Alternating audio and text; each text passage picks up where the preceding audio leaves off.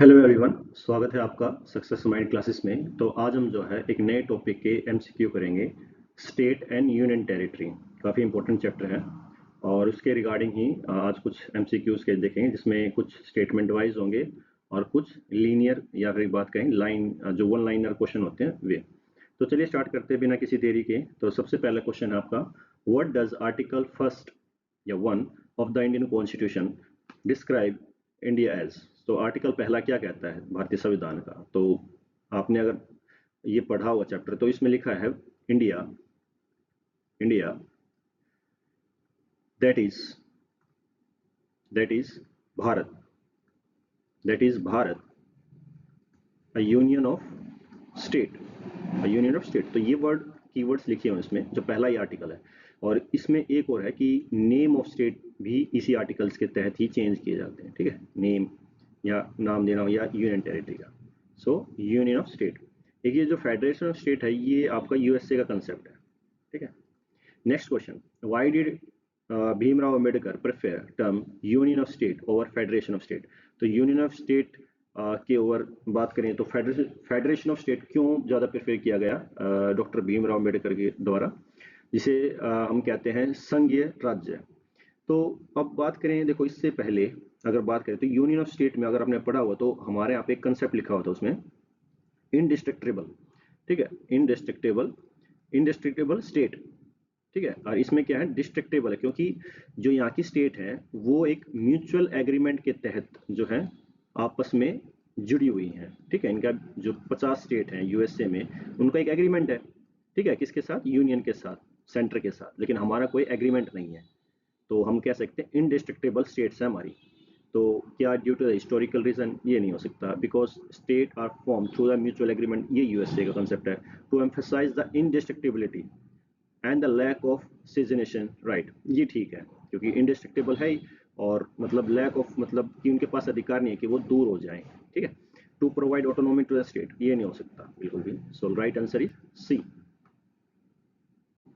Next question, how many categories can be territory of India can be classified into article first.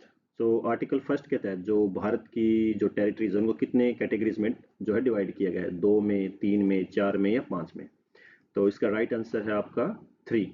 देखो सबसे 3 में पहले कौन सा आता है, स्टेट, पहला स्टेट, दूसरा यूनियन टेरिटरी, तीसरा है जो एक्वायर्ड की गई है, एक्वायर्ड जो टेरिटरीज होंगी। ठीक है, एक्वायर्ड टेरिटरीज या फ्यूचर में जो की जाएंगी। तो 3 प्रकार से इसको बांटा गया है, इसको याद रखना। नेक्स्ट है, ये 2015 में क्वेश्चन आया था यूपीएससी का, हो सकता है कि एसएससी भी पूछ ले या और एग्जाम्स में भी। तो प्रोविजन ऑफ 5th और 6th शेड्यूल जो है कॉन्स्टिट्यूशन का, वो किससे रिलेटेड या किस मतलब किससे रिलेटेड है ये।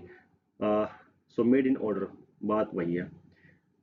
The protect the interest of the scheduled tribe, क्या जो शेड्यूल ट्राइब होती है हमारी, ठीक है, जो उनको प्रोटेक्ट करना, उनके इंटरेस्ट को प्रोटेक्ट करना। डिटरमाइन द बाउंड्रीज, बाउंड्रीज जो होती हैं स्टेट्स के बीच में, उनको पता लगाना या डिटरमाइन करना। Determine the power, authority, responsibility of panchayat, या प्रोटेक्ट करना जो इंटरेस्ट होते हैं, हित होते हैं all the border of state. तो ये जो आप देख रहे होंगे, तो ये 5th और 6th जो है आपके, ये ट्राइबल से है। ठीक है, इसको देखना मत, ये काट देना। तो ट्राइबल के जो इंटरेस्ट होते हैं आपके, जो शेड्यूल ट्राइब के, उनके इंटरेस्ट को प्रोटेक्ट करना। Next question, the following states were created after 1960. Arrange them in ascending chronologically order of their formation. तो 1960 के बाद जो भी हमारे राज्य बने, उनको क्रोनोलॉजिकल ऑर्डर में लिखना है बढ़ते हुए क्रम में। तो सबसे पहले हम बात करते हैं हरियाणा। तो हरियाणा जो है आपका 1966 में बना था 1 नवंबर। ठीक है, 1 नवंबर को। और कितनी स्टेट्स में अलग हुई थी याद रखना, अगर कभी आ जाए तो। पंजाब हरियाणा अगर कई बार पूछा जा सकता है, पंजाब हरियाणा जो स्टेट थी वो अलग कब हुई थी, तो 1 नवंबर 1966 को। और हिमाचल प्रदेश था, फिर इसको याद रखना। फिर सिक्किम की बात करें तो 1975 में, 1975 में। नागालैंड की बात करें तो 1963 में। और मेघालय की बात करें तो 1972 में। तो इसके साथ 2-3 स्टेट भी थी, जैसे मणिपुर, मणिपुर, ठीक है, और त्रिपुरा, याद कर लेना, आ सकता है। तो अब बात करें तो असेंडिंग में, तो सबसे पहले आएगा आपका नागालैंड। तो है कहीं, देखो तीसरा ये रहा। ऐसे भी आप कर सकते हैं, बाकी तो आपका गया। सो 314 ये है ना, 360 में 1, फिर आपका 4 और 5। So this is your right answer. Next question की ओर बढ़ते हैं। Fifth question, which article give parliament power to admit और स्टैब्लिश अ न्यू स्टेट। तो कौन सा आर्टिकल जो है पार्लियामेंट को पावर देता है कि वो या तो किसी नए स्टेट को एडमिट करे या एक नई स्टेट क्रिएट करे। तो देखते हैं चलो इसको। तो सबसे पहले हम मतलब कोई भी अगर देखो सबसे पहले ये होता है कि आपको हर ऑप्शन के बारे में पता होना चाहिए। कम से कम मान लो 50% पता हो या 75% पता आपको होना चाहिए, ताकि एलिमिनेशन टेक्निक इसमें लग पाए। तो मैं तो हर एक ऑप्शन आपको बताऊंगा। देखो आर्टिकल फर्स्ट जो है ये कहता है, जैसे इससे पहले मैंने आपको बताया था कि नेम ऑफ स्टेट, ठीक है, नेम ऑफ स्टेट और या फिर टेरिटरी का, ठीक है, टेरिटरी का नेम हो। यहाँ तक मैंने ये भी बताया था कि इसमें ये था कि इंडिया जो कि दैट इज भारत, जिसे भारत कहा गया है, वो क्या है, यूनियन ऑफ स्टेट। तो ये तो इसमें है, ठीक है। सेकंड जो हमारा आता है इसमें आता है कि एडमिशन, क्या, एडमिशन या स्टैब्लिशमेंट ऑफ न्यू स्टेट, या नई स्टेट को गठन करना हो या फिर बनाना हो। तीसरा कहता है कि एडमिशन सेम एस्टेब्लिश करना हो, या जो स्टेट आपकी करंट है उसमें अलर्ट करना हो, अलर्ट मतलब चेंज, ठीक है, चेंज करना हो मतलब घटाना हो या बढ़ाना हो। तो इस प्रकार से। फोर्थ क्या कहता है, फोर्थ कहता है कि लॉ मतलब कानून, जो सेकंड और जो थर्ड है, मतलब जो सेकंड और थर्ड जो आर्टिकल्स हैं, ठीक है, जिसमें नई स्टेट बनाई जाती है और जिसमें एक स्टेट है उसको घटाया बढ़ाया जाता है, तो उसमें क्या किया जाता है, उसको अमेंड किया जा सके। क्या किया जा सके, अमेंड किया, अमेंड मतलब बदलाव किया जा सके इनमें स्टेट्स के अंदर, ठीक है। और इसके अलावा बात करें, इसमें फर्स्ट और जो फोर्थ शेड्यूल है आपका, उसमें भी बदलाव किए जाते हैं इस आर्टिकल के तहत। फर्स्ट किससे रिलेटेड है मैंने अभी बताया, फोर्थ रिलेटेड है आपका शेड्यूल जो राज्यसभा में सीट्स होती हैं आपकी, ठीक है, राज्यसभा में जो सीट्स होती हैं उससे रिलेटेड है। तो आई होप दैट इसमें क्या है, power to admit established a new state. So क्या एडमिशन एडमिशन और establishment of new state, obviously बात है यही होगा इसमें, ठीक है। सो आई होप दैट आपको समझ ये नहीं है, क्योंकि इसमें अलर्ट है, इसमें चेंज करना आ गया। इसने खाली पूछा है कि स्टैब्लिश करना है न्यू स्टेट का, ठीक है।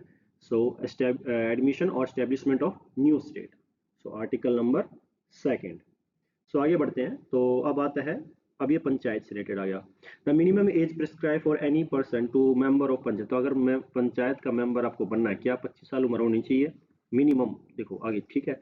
सेकंड स्टेटमेंट क्या कहती है कि panchayat reconstituted after premature dissolution continues only for the reminder period of time. कि कहता है कि अगर पंचायत जो है अपने समय से पहले ही डिजोल्व हो जाए, भंग हो जाए, तो क्या वह अब जितना निर्धारित समय है, क्या मतलब अगर कोई नई बनती है पंचायत या कोई नया गठित होती है, क्या वो उस क्या नाम है बचे हुए समय तक ही रहेगी।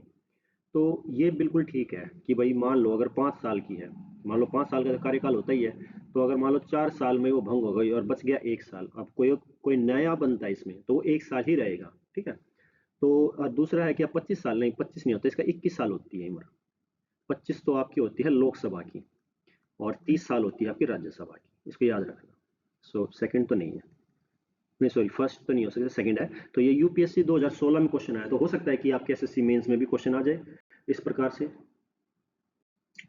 नेक्स्ट क्वेश्चन की ओर बढ़ते हैं। Question number 7, which article of Indian constitution deal with formation of new states और अलर्टेशन ऑफ एरिया। तो अभी जैसे मैंने बताया था फर्स्ट सेकंड थर्ड, तो अब देखो उसमें मैंने बताया था कि नई स्टेट स्टैब्लिश करनी है तो आर्टिकल सेकंड, लेकिन जब अलर्टेशन जब आपको बदलाव करना हो, जिसमें अगर एरिया है कोई स्टेट उसको बढ़ाना हो या घटाना हो, तो आर्टिकल थर्ड, ठीक है। और भी देख लो, जैसे फोर्थ है, फोर्थ तो आपका सिटीजनशिप से है, यहाँ से भी आप एलिमिनेट कर सकते हैं। तो भाई ये तो नहीं हो सकता क्योंकि ये 5 से 11 तक होता है, ठीक है। सो सेकंड नहीं हो सकता और फोर्थ नहीं हो सकता। अब question number 8, which of the following is not a condition under the article 3 for alerting और बाउंड्रीज ऑफ स्टेट। कौन सा नहीं है अगर हम आर्टिकल 3 में कुछ चेंजमेंट करते हैं। तो क्या A, bill introduce with president recommendation, बिल्कुल ठीक। Consent of all the affected area, president referred bill to state legislature, या parliament not bound by views of state. तो देखो सही है ये, क्योंकि भाई प्रेसिडेंट रिकमेंड करता है बिल को कि भाई इंट्रोड्यूस किया जाए, और consent of all the affected नहीं, क्योंकि इसमें स्पेशल मेजोरिटी चाहिए।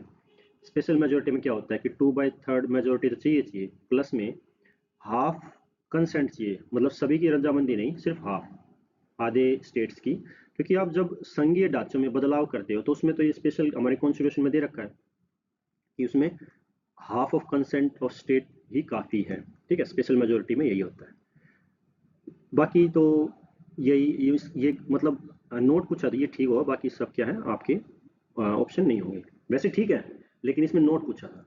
ठीक है, नेक्स्ट क्वेश्चन की ओर बढ़ते हैं। Question number 9, which constitutional amendment was pass to transfer the Berubari union to Pakistan. तो कौन सा कॉन्स्टिट्यूशनल अमेंडमेंट के तहत जो है बेरूबारी यूनियन को ट्रांसफर किया गया था पाकिस्तान। ये एक केस हुआ था 1960 में। ठीक है, तो किस में कब हुआ था, कौन सा अमेंडमेंट हुआ था। तो सबसे पहले आपको पता होना चाहिए सेवंथ कौन सा है। तो सेवंथ जो आपका state state reorganisation state reorganisation 1956 में हुआ था, जिसमें जैसे गुजरात और महाराष्ट्र अलग हुए। ठीक है, लिंग्विस्टिक आधार पर। फिर 36 में आपका क्या है, इसमें सिक्किम आपका जो स्टेट है वो 22वां बना था। ठीक है, इसको याद रखना, सिक्किम। फिर 9th में हुआ था आपका जो इंडिया और पाकिस्तान के बीच में जो लैंड ट्रांसफर हुआ था वो इसी केस में हुआ था। ठीक है, इसको याद रखना, 1960 में हुआ था ये। फिर जो 15 आपका अमेंडमेंट हुआ था, इसमें क्या हुआ था कि इसमें जो हाई कोर्ट्स हैं उनकी जो पावर्स हैं उसको बढ़ाया गया था बियॉन्ड। ठीक है, मतलब कुछ एक्सटेंड किया गया है इसमें। और मतलब कर सकते हैं, उनका जो जुडिक्शन होता है वो, मतलब जुडिक्शन जो होता है उसको बढ़ाया जा सकता है। ठीक है, 15 जो अमेंडमेंट हुआ था उसके तहत। तो लेकिन हमारा क्वेश्चन तो ये है कि बेरूबारी यूनियन जो है किस अमेंडमेंट के तहत हुआ था। तो वो था 9th, इसको याद रखना। What was the purpose of 100th, मतलब 100वां जो कॉन्स्टिट्यूशनल अमेंडमेंट हुआ था 2015 में, संशोधन, जो संवैधानिक जो संशोधन हुआ था, तो किससे रिलेटेड है। तो ये काफ़ी बार न्यूज़ में भी रहा था, अगर आपने इसको फॉलो किया हुआ। तो ये इंडिया और बांग्लादेश के बीच में हुआ था, क्योंकि बांग्लादेश में उस समय पे शेख हसीना की सरकार थी और यहाँ पर हमारे प्रधानमंत्री नरेंद्र मोदी जी। तो उसमें एक्सचेंज हुई थी टेरिटरीज, जो कुछ लैंड थी जो काफ़ी सालों से डिस्प्यूट चल रहा था, तो इसमें एक्सचेंज हुआ था लैंड का। ठीक है, तो क्रिएशन ऑफ नई स्टेट नहीं, settlement of boundary with Nepal नहीं, बांग्लादेश के साथ वो हुआ था, टेरिटोरियल एक्सचेंज हुआ था। तो रीऑर्गेनाइजेशन ऑफ नॉर्थ ईस्ट तो नहीं था। So answer is C. Next question 11, how many states and union territory exist in India as of 2029। कितने हैं आपके। तो इसका ए 29 स्टेट या 7 यूनियन टेरिटरी, 28 स्टेट या 8 यूनियन टेरिटरी, 27 स्टेट या 8 यूनियन टेरिटरी या 30। तो 30 तो बिल्कुल नहीं है। तो देखो 2019 में आपको पता होगा Jammu Kashmir state reorganisation bill लेके आए थे। तो उसके तहत इसका 28 राज्य और 8 यूनियन टेरिटरी हो गई हैं। ठीक है, next question, consider the following statement, legislative counselling of state in India can be larger in the size that than the size of legislative assembly of the state particular. तो कहता है कि जो स्टेट लेजिस्लेटिव काउंसिलिंग होती है, मतलब विधान परिषद, एक तो विधानसभा होता है जिसमें असेंबली होती है, तो विधान परिषद, क्योंकि काउंसिलिंग है। तो क्या कहते हैं, क्या वो कैन बी लार्जर हो सकता है in the size than the half of legislative assembly, क्या उसके आधे के बराबर हो सकता है या उससे ज़्यादा। नहीं, ये जो स्टेट लेजिस्लेटिव असेंबली जो होती है वो हाफ, मतलब 1/3 होती है। ठीक है, लेजिस्लेटिव असेंबली के, ये जो काउंसिलिंग जो होती है वो 1/3 होती है। तो क्या अब होता है, second, governor of state nominate chairperson of legislative counselling of that particular state. नहीं, वो गवर्नर नॉमिनेट नहीं करता है, वो वहीं से लेजिस्लेटिव काउंसिलिंग से ही आपके वोटिंग होती है और उसको चुना जाता है। तो यूपीएससी 2015 क्वेश्चन था, ये नहीं है, ये भी नहीं है, बोथ भी नहीं, तो डी।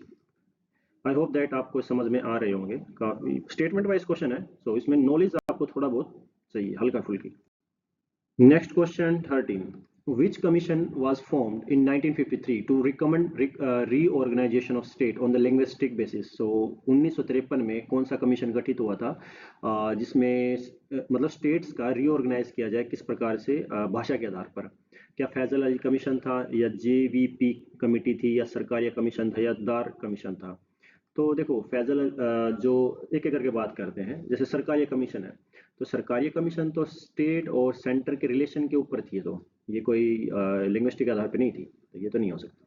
ठीक है, और बच की आपकी जेवीपी कमेटी और दार कमीशन, ये भी बिल्कुल थे। जैसे ये फैजल अली कमीशन, ये तीनों के तीनों जो हैं जो आपकी बात करें लिंग्विस्टिक आधार पे ही थी, मतलब कि भाई कैसे स्टेट में जो स्टेट का जो रीऑर्गेनाइजेशन किस प्रकार से किया जाए। तो लिंग्विस्टिक आधार पे इस कमेटी ने भी लिंग्विस्टिक आधार पे दिया था और दार ने भी, लेकिन इनकी रिजेक्ट हो गई थी। ठीक है, लेकिन फैजल अली कमीशन जो था उसको माना गया था, तो उसी के हिसाब से स्टेट रीऑर्गेनाइजेशन बिल लेके आए थे 1956 में। ठीक है, 1956 में। Next, which of the following was the first linguistic state, तो पहला कौन सा लैंग्विस्टिक स्टेट था जो अलग हुआ था? केरला था, आंध्र प्रदेश था, तमिलनाडु था, कर्नाटक। तो इसका राइट आंसर इज पी। सो आंध्र प्रदेश। और ये किससे हुआ था? तेलुगु स्टेट। ठीक है, तेलुगु आपके ये जो तमिलनाडु और ये कुछ हिस्सा जो है। ठीक है, सो वो स्टेट रीऑर्गेनाइजेशन हुआ था इसका पहला, ये आपका लिंग्विस्टिक स्टेट के आधार पर क्रिएट हुआ था, इसको याद रखना।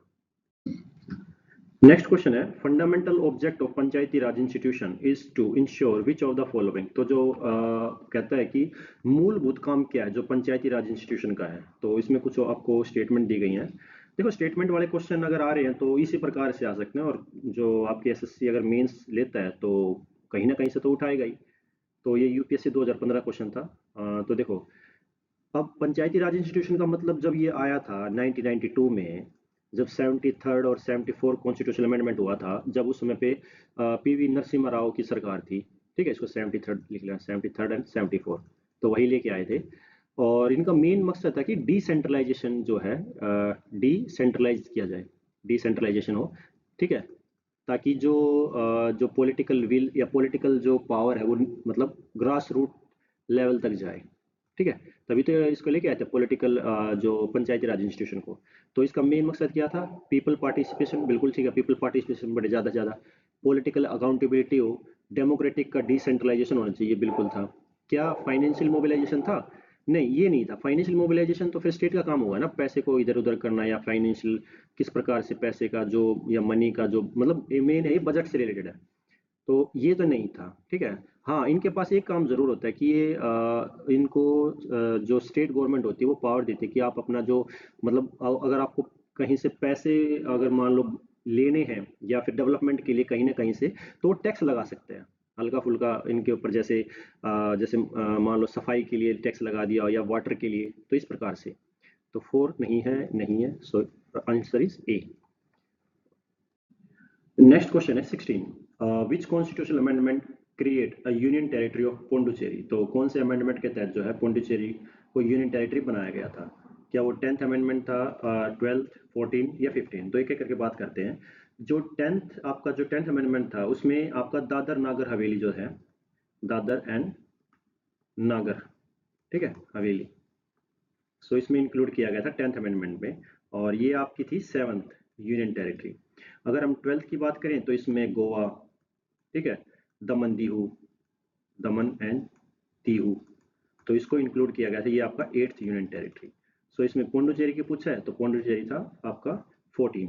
और 15 में क्या था कि इसमें जो हाई कोर्ट्स की पावर होती हैं, जो राइट्स पावर होती है ना, राइट्स पावर, जैसे habeas corpus, mandamus, quo warranto, तो इस ये जो आपकी राइट्स है, इनको एक्सपेंड किया गया था। और इसके अलावा की मतलब एक्सपेंड इन द सेंस कि जो ज्यूरिडिक्शन होता, ज्यूरिडिक्शन मतलब जैसे स्टेट तक, जैसे स्टेट में एक हाई कोर्ट होती है तो उसका जो ज्यूरिडिक्शन होती है, जो पावर होती है हाई कोर्ट की, वो उसी स्टेट तक लागू होती है। लेकिन कुछ बात करें, कुछ केसेस में उसको बढ़ाया भी जा सकता है, मतलब लिमिट करके, लेकिन वो लिमिट में होनी चाहिए। इसके अलावा इसमें हाई कोर्ट के जो जज होते हैं, इसी के अंदर उनकी जो एज की रिटायरमेंट थी वो 60 से 62 की गई थी, 60 से 62, तो ये याद रखना। तो इसका राइट आंसर क्या है पुंडुचेरी वाले का? ये था 14। ठीक है, इसको याद रखना। नेक्स्ट है, which act reorganized state extensively in 1956। सो 1956 में कौन सा एक्ट लेके आए थे? तो reorganization of state act, state unification, state reorganization act, या फेडरल? तो इसमें था आपका स्टेट रीऑर्गेनाइजेशन एक्ट 1956, क्योंकि ये लिंग्विस्टिक आधार पर जो है स्टेट्स को क्या किया गया था? रीऑर्गेनाइज किया था। जैसे गुजरात एग्जांपल मैंने बताया था, गुजरात और महाराष्ट्र को अलग किया गया। ठीक है, सो ये आपके कुछ क्वेश्चन है, आई होप दैट आपको समझ में आ रहे होंगे, और इस प्रकार से आप इनको आंसर कर सकते हैं। नेक्स्ट क्वेश्चन है, identify the correct chronology order in which following state were created in India from for given below. तो अब इसमें आपको बताना है कि जो स्टेट आपकी बनी थी कौन कौन सी ईयर में बनी थी, मेनली तो क्वेश्चन यही है। तो अब आपको अगर ईयर्स पता है तो अच्छी बात है। तो देखो आंध्र प्रदेश जो मैं आपको बताया था कि पहला जो देश था जो पहला स्टेट था जो लिंग्विस्टिक आधार पर अलग हुआ था, तो 1956 में था, ठीक है, क्योंकि रीऑर्गेनाइजेशन बिल आया था। और ये हिमाचल और ये जो आपका हरियाणा था या पंजाब थे, ये अलग हुए थे 1966 में, ठीक है, 1 नवंबर को। और सिक्किम का है 1975। तो देख लो इसमें है कहीं स्टार्टिंग तो 1 से ही करनी पड़ेगी, तो ये तो नहीं हो सकता, ये भी नहीं हो सकता, तो 1 है, लेकिन 3 आपका आता है 96। सो फिर ये, सो 1, तो आप 1 सेकंड थर्ड 4, 1 2 3 4, ठीक है, तो आपका आंसर होगा ए। आई होप दैट आपको मजा तो आ रहा होगा इस जो पेपर या फिर जो भी क्वेश्चंस मैं लेकर आ रहा हूँ, आपकी प्रैक्टिस काफी अच्छी हो रही होगी। सो लास्ट क्वेश्चन आपका काफी इंपॉर्टेंट भी है। तो India is not a federation. So assertion तो ये कहता है कि मतलब क्या India is not a federation. So हमने अभी तक जाना कि इंडिया एक क्या है, यूनियन ऑफ स्टेट है, यूनियन ऑफ स्टेट है। सो ये तो कथन ठीक है, चलो। यूनियन पार्लियामेंट जो है के पास पावर जो होगी मतलब बदलने की एरिया की या बाउंड्रीज की या मतलब किसी स्टेट की, वो मतलब विदाउट एनी कंसेंट, मतलब क्या वो स्टेट से कंसेंट भी नहीं लेगी इस चीज़ को लेकर कि भाई किसी स्टेट का नाम बदला जा रहा है या चेंज किया जा रहा है। नहीं, ऑब्वियसली गलत होगा, क्योंकि बिना, हमने देखा था कि स्पेशल मेजोरिटी चाहिए अगर आपको चेंजमेंट करनी भी है स्टेट के अंदर, जैसे 2/3 मेजोरिटी चाहिए, प्लस में हाफ ऑफ स्टेट कंसेंट चाहिए, मतलब हामी चाहिए। क्योंकि देखो अब इसके लिए बिल लाया जाता है, अगर ये चेंज की जाती है, बिल लाया जाता है राज्यसभा में, और राज्यसभा से फिर जाता है लोकसभा में, लोकसभा में पास होने के बाद जाता है प्रेसिडेंट के पास, तब ये होता है। तो ये तो कथन बिल्कुल गलत है। सो इसका क्या हो सकता है, A is true, B is false, answer is C. So I hope that आपको ये जो सेशन है पसंद आया होगा, और मेरे जो भी क्वेश्चन है आप कर पाए होंगे, ठीक है, क्योंकि इसमें आपको थोड़ा बहुत नॉलेज भी चाहिए और थोड़ा बहुत मतलब कॉमन सेंस की बात करें या थोड़ा सा, तो उससे भी आपका काम चल जाएगा, ठीक है। सो आई होप दैट आपको ये सेशन पसंद आया, और इस तरह के और भी क्वेश्चन जो है मैं हमेशा डेली लाता रहूँ, क्योंकि अब मैं एक पूरी सीरीज लेके आ रहा हूँ जिसमें 20 22 25 क्वेश्चन होंगे, जिसमें आपके स्टेटमेंट वाइज भी होंगे, प्लस आपके वन लाइनर क्वेश्चन भी होंगे। इसके अलावा मैं कंटेंट लेके आऊँगा इसमें आपका जो थियोरटिकल होता है, ठीक है। सो आप प्लीज़ इसको लाइक कीजिए, सब्सक्राइब कीजिए। Thank you.